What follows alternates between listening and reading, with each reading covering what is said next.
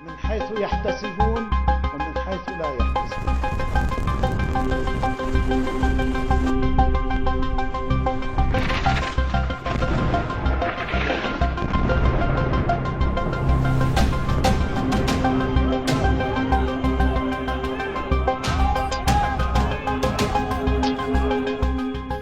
सत्ताईस सितंबर 2024 को इजराइल ने बेरूत पर करीब 80 टन से ज्यादा के बंकर रोधी बम गिराए थे और जब ये बम बेरूत पर गिरे तो मानो जलजला आ गया हो।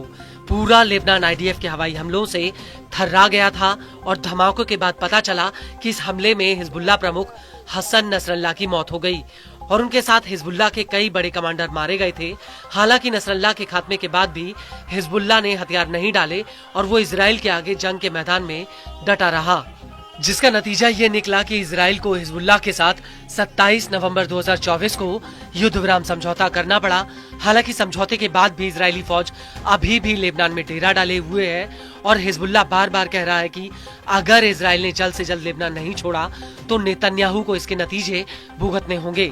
हालांकि समझौते के तहत 26 जनवरी 2025 को आईडीएफ को लेबनान खाली करना था, लेकिन वो डेडलाइन के बाद भी लेबनान में डटी हुई है।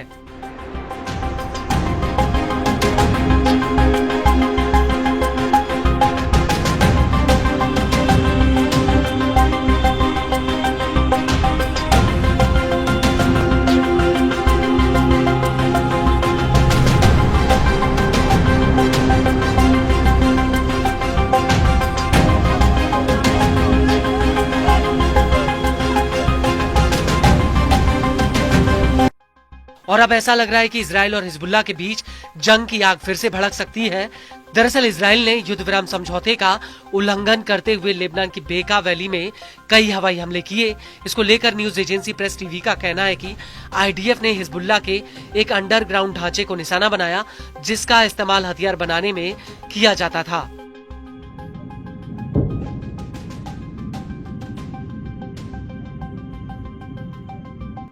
वहीं लेबनान की सिविल डिफेंस का कहना है कि इस हमले में 2 लोगों की मौत हो गई जबकि 9 लोग घायल हो गए।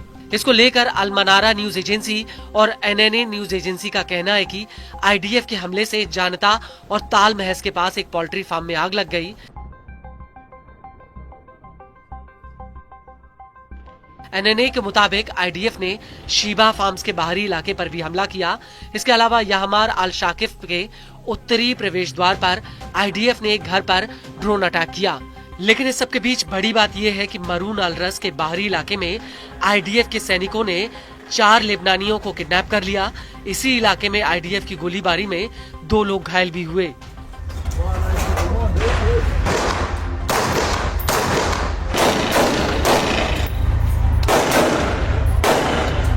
न्यूज एजेंसी एनएनए के मुताबिक मेइस अल जबाल इलाके में जहां लेबनानी सेना तैनात है, वहां पर आईडीएफ 100 मीटर और आगे बढ़ गई। आईडीएफ संयुक्त राष्ट्र की पीस कीपिंग के बेस को बाईपास करते हुए अपने मेरकावा टैंकों के साथ आगे बढ़ गई। इसी बीच आईडीएफ के कई ड्रोन बेरूत के आसमान और दक्षिण उपनगरीय इलाकों में काफी कम ऊंचाई पर उड़ते हुए दिखे।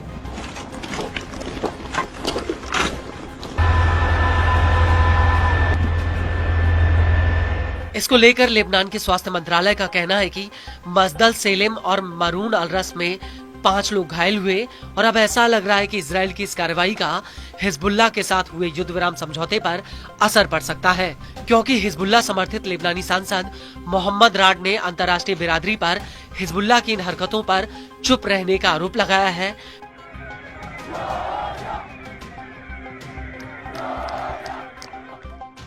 मोहम्मद राड का कहना है कि अंतर्राष्ट्रीय समुदाय की इजराइल पर चुप्पी उसे सभी अंतर्राष्ट्रीय और मानवीय कानूनों का उल्लंघन करने का बढ़ावा देती है और ऐसे हालातों में लेबनानी नागरिकों के पास इजराइल की इस आक्रामकता का विरोध करने का वैध अधिकार है।